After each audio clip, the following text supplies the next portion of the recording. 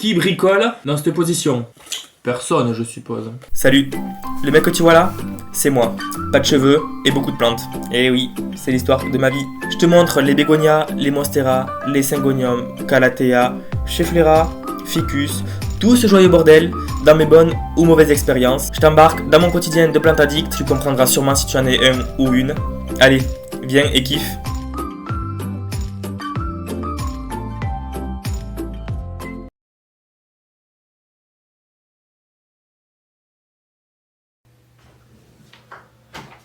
Oui, j'arrive, oh, arrête d'être impatient comme ça. Ça va? Ah ben putain, je vais m'asseoir là. Ah, c'est bien aussi comme ça. Putain, j'ai une idée de génie, mais je sais même pas si je suis nette ou pas. Enfin, nette, non, je suis pas nette, mais est-ce que là c'est... Bon, salut, putain, j'ai froid. Salut, j'espère que tu vas bien, et comme tu le vois dans la vidéo ou dans le titre, on va parler Monstera, actualisation de la collection. Je sais pas si tu me suis depuis un petit moment, si jamais c'est pas le cas, je t'invite à le faire, bien évidemment, tu t'en doutes. Tu sais peut-être, si tu t'intéresses un minimum à ma vie, que j'adore les Monstera. Au début, il y a quelques mois, voire quelques années en arrière, on va dire plutôt, je pensais pas qu'il y avait autant de Monstera. Et il y en a une chier plus une, crois-moi. Et il y en a plein qui se ressemblent en plus, mais il y a des différences, donc t'as envie de les avoir. Enfin bref, ça c'est un autre débat. Au début, je pensais juste qu'il y avait la Monstera Deliciosa. Tu vois, ben celle-là quoi. Ah, grosse erreur. Ah, mais une erreur monumentale. Il y en a, je sais pas combien de variétés. C'est un peu énervant. Parce que je sais pas si tu es comme moi, mais quand tu as une plante d'une certaine famille, t'as envie d'avoir les autres. On voit notamment ça chez les Anthurium lovers, chez les Philodendron lovers, ou chez les Monstera lovers, ou les Bégonia lovers. Du coup, je vais te montrer la collection que j'ai maintenant. Alors, j'ai pas non plus une collection de 200 espèces, mais je vais te montrer les espèces que j'ai. Je dois en avoir 7 ou 8, je crois. Attends, je vais faire le recensement.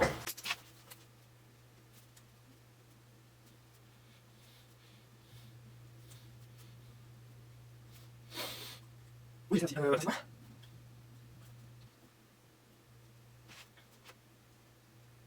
Attends, je suis sûr. Ah, attends, j'ai 1, 2, 3, 4, 5, 6, 7. Mais j'en ai d'autres. Ah, bah oui, bien sûr. Ok. Ah,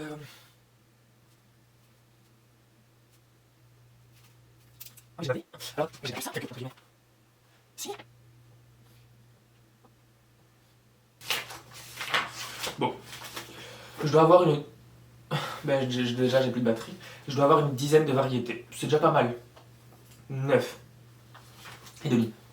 On va commencer par la plus classique que tu vois ici, que j'ai dû rentrer puisqu'il commençait à faire bien froid. Et en fait, je l'ai surtout rentrée parce qu'elle prenait trop de place dehors, devant le split de la climatisation. Et vu qu'il ne faut rien devant, mon copain m'a dit, bah vas-y, rentre là. On peut plus passer dans le bureau tranquillement, hein, quand tu vois la largeur des feuilles. Je te la montre de suite. Voilà le bébé. Regarde-moi cette feuille. C'est magnifique, j'aime trop.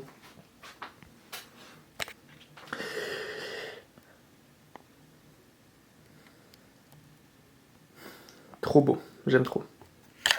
Mon secret entre guillemets pour avoir des feuilles comme ça, faut savoir que c'est parti d'une bouture de 2 feuilles, je crois. Je vais essayer de te trouver la photo par là et te la mettre de ce côté-là. Je l'ai mis au début, je crois que c'était même pas un arracé intermédiaire, je crois que c'était un pot, enfin un terreau classique. Il me semble que j'avais fait ça. Et après, je l'avais basculé en arracé intermédiaire, il me semble. Donc au début, elle avait des petites feuilles pas découpées.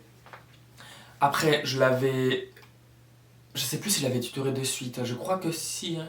Bah, tu verras sur la photo de toute façon. Et à partir du moment où elle a commencé à faire des feuilles légèrement trouées, c'était parti, je la contrôlais plus. Son secret, entre guillemets, c'est d'avoir un tuteur. C'est pour ça que tous les clients qui viennent dehors et qui demandent par hasard des conseils pour une Monstera, je leur dis qu'il faut la tutorer dès le départ. Parce que plus elle sera tutorée, plus elle pourra aller chercher le miel et faire des grosses feuilles, etc. etc., etc. Ce qu'elle a adoré, mais adoré, c'est le tuteur en sphaigne. Alors, J'ai regardé par rapport à des photos sur Instagram il y a encore 10 minutes. Mon tuteur est dégueulasse. Hein. Il est ignoble, il est pas droit. Ça ressemble à rien. Mais la Monstera a adoré.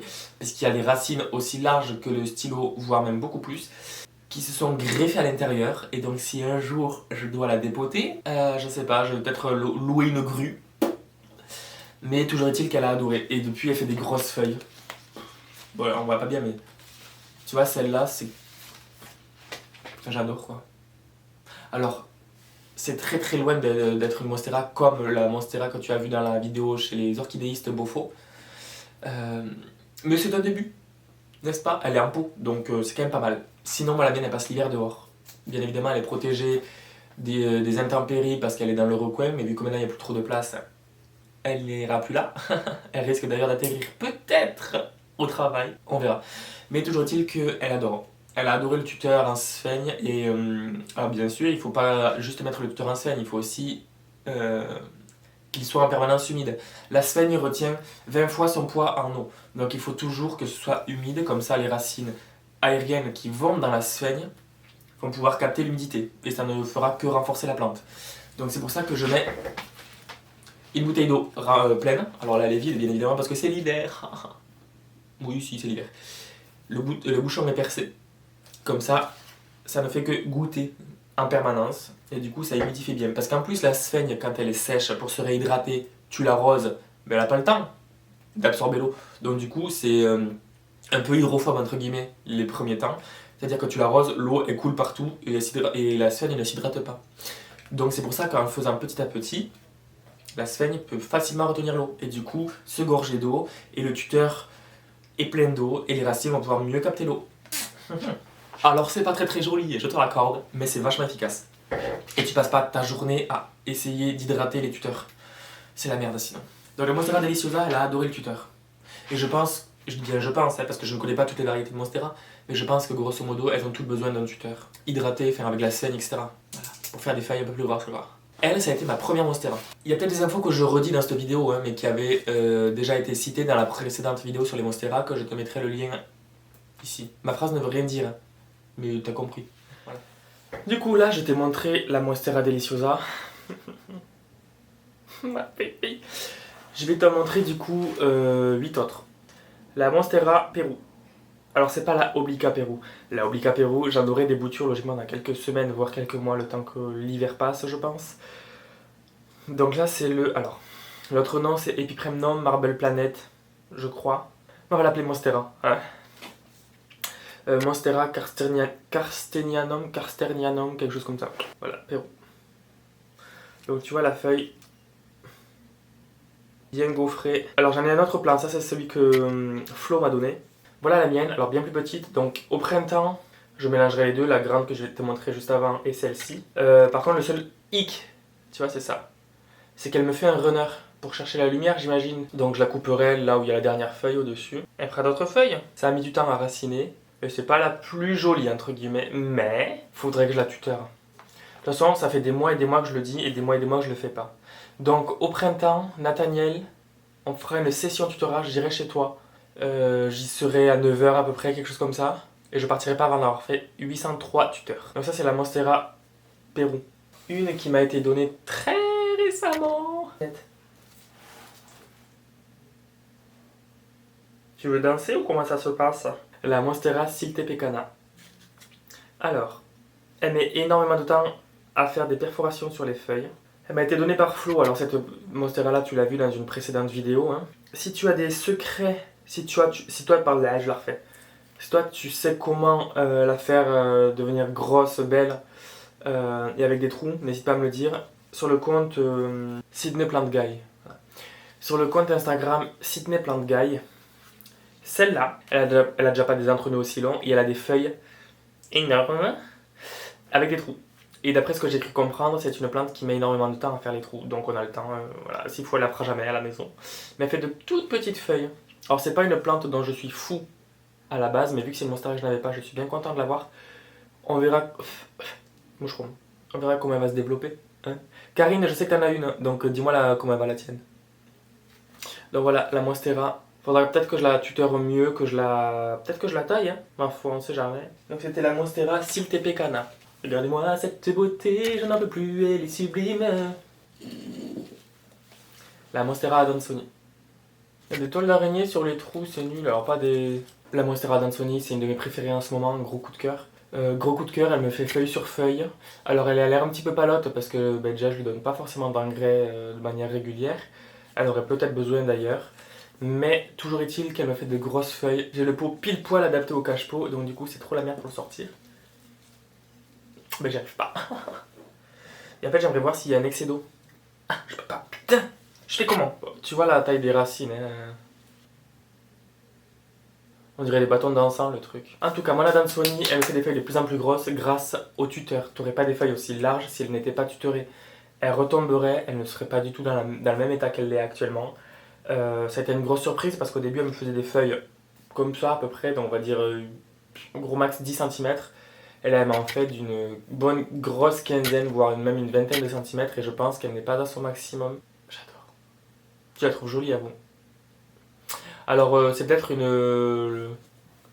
un croisement avec une Laniata ou je sais pas, une Leclerriana peut-être, je sais pas du tout. Je sais pas en fait, il y en a plein, j'arrive pas encore à bien les différencier. Je ne suis pas encore assez intéressé au Monstera. Il y a la Leclerriana, il y a la... il y a laquelle aussi? La Laniata, la Esqueleto. Il y en a plein qui se ressemblent avec des différences bien sûr, mais qui se ressemblent quand même pas mal.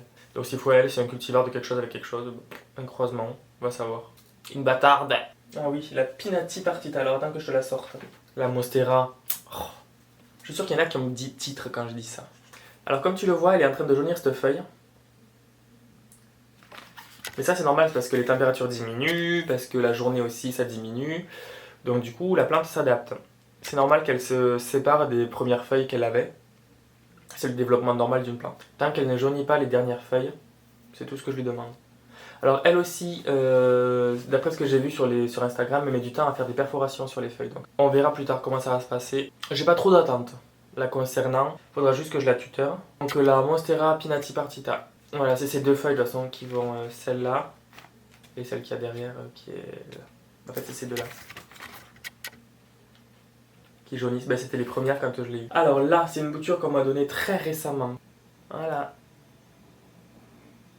Tu vois, ça c'est la Monstera Adansoni Marble Indonésie ou Indonésie Marble ou quelque chose comme ça. Je connais pas exactement le titre. Alors là, elle est pas trop marble. Peut-être qu'elle fait un peu plus à la chaleur aussi. Alors moi, je le vois un petit peu qu'elle est marble. Attends, je vais te l'approcher de fou, tu vois. On le voit un petit peu qu'elle est marble. Toi, tu le vois pas forcément trop. Moi, je le vois un petit peu. Et au moment où je sors la vidéo, elle a réussi, Flo, c'est elle qui me l'a donné, à vendre son pied mère. Donc ça, c'est chouette. On verra ce que ça donne. J'ai pas du tout d'attente la concernant, donc on verra comment ça devient. Et si ça devient quelque chose déjà, parce que c'est pas garanti. This is the end.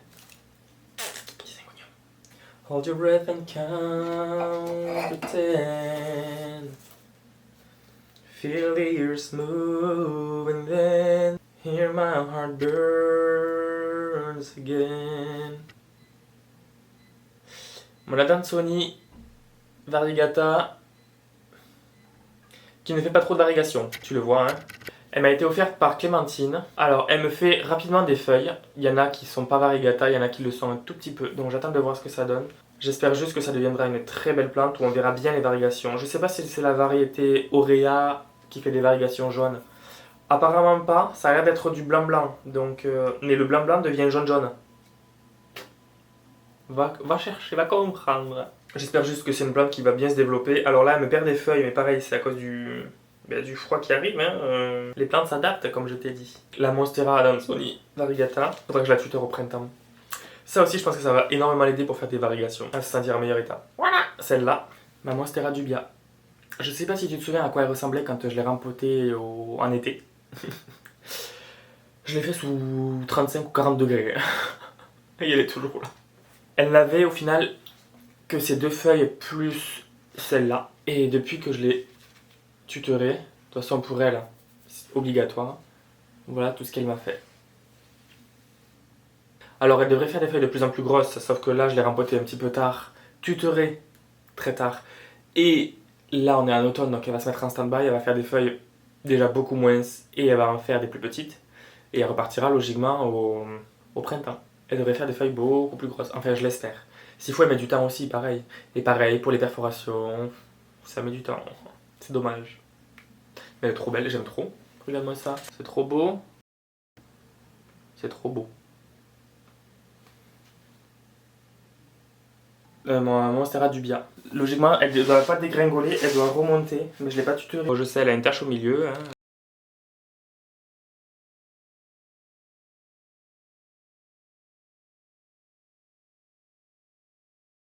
Il faudra absolument que je la tuteur et peut-être que je la taille et que je la bouture pour faire en sorte que qu'elle ne fasse pas de runner, déjà, et qu'elle fasse des feuilles plus grosses. Alors là, elle n'est pas dans les meilleures conditions non plus, elle a un tuteur qui ne lui sert à rien, tout dit en passant. Et par contre, elle me fait des pousses. Hein. Elle a mis du temps à raciner, mais quelque chose de malade. Il n'y en a que 2 sur 4 qui ont d'ailleurs raciné, les 2 autres, je sais même pas où ils sont, peut-être que je les ai jetés. Ah non, ils sont là. Faudra que je vérifie. Mais du coup, celle-là, alors c'est pas mon plus gros coup de cœur non plus, mais c'est une Monstera, donc il fallait que je l'aie. Mais celle-là est très connue, hein, la Monstera Standleyana, ou Philodendron Cobra. Je crois que c'est ça, non? Et on voit la poussière. Faudra vraiment que j'apprenne à la dépoussiérer. Je pense que je vais la tailler au printemps et je vais la bouturer, c'est pas possible. On a vu plus joli. Hein. Pour le moment, je vais la laisser dégringoler encore, tant pis. Hein. Mais il faudra absolument que je m'en occupe bien mieux que ça. Et j'ai une dernière à te montrer, enfin une demi-dernière, tu vas voir. Tu comprendras pourquoi. Qu'est-ce qu'il y a là-dedans? Oh. Peut-être le Covid. Alors, j'ai 2 variétés de Monstera. Rien de fou, hein, ne panique pas. Ça, c'est des boutures de Monstera Minima ou Rhaphidophora Tetrasperma. Oui, il y en a une qui a pourri devant. Je vois toujours pas les racines. Hein. Ça fait longtemps que je les ai mis dans ça et ça ne veut toujours pas raciner. C'est moi ou celle-là, elle est ultra chiante à bouturer. Elle a l'air ultra casse-bonbon. Alors là, pour le moment, elle végète. Alors, elle repousse un petit peu au milieu, hein, tu le vois. On le voit au milieu. Hein. Mais c'est pas non plus la fête chez Paulette. Hein. Et je t'avoue que je perds vraiment patience avec elle. On verra. Et là, c'est des boutures de Marble Planet, là, de Carsternianum, blablabla. Il y a celle-là. Oh, il y en a une, elle se barre en live. Celle-là. Donc, pareil, elle met du temps à pousser. C'est pas la meilleure période. Alors, elle est collée à la fenêtre, dans la chambre. Elles ont... Oh! Oh, j'avais pas vu ça! Bon, bref, ici, tu vois. J'avais pas vu ça. Oh, my baby! Oh my god! En fait, je suis peut-être un dieu de la bouture. Hein. Et là, est-ce que j'ai une bonne surprise ou pas? Pas tellement. Mais ce qui me tend le plus, c'est que ce soit la Monstera Minima qui galère. Il y en a plein qui arrivent à la faire prospérer, etc. Après, je pense que c'est surtout le bouturage qui est casse-pied. Bon, celle-là, je vais l'enlever. On verra, je sais pas ce que ça va donner, ça. Je sais même pas si ça va donner. Je pense que oui, parce qu'il y a un petit rejet, là, donc on verra, mais... Ça met tellement de temps à raciner. Donc je le laisse à l'étouffer. Donc voilà toutes les Monstera que j'ai pu te montrer. Et il y en a encore plein de variétés. Je vais te les afficher en photo.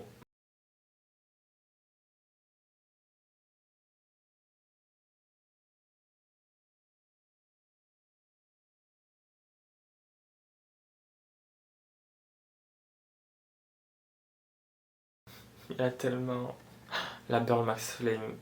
La Oblique Apéro. J'aimerais tellement en voir une de mes propres yeux.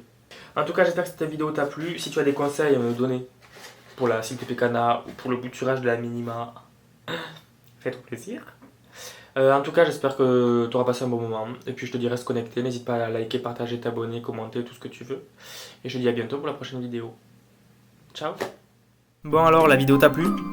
Si c'est le cas, je t'invite à liker, à partager, à commenter, à t'abonner. Ça fait toujours plaisir. Je te mets mon Instagram aussi, c'est le même nom que la chaîne YouTube, PlantLoverFR. N'hésite pas à me parler dessus si tu as des questions, si tu veux réagir à mes vidéos, si tu veux juste me parler.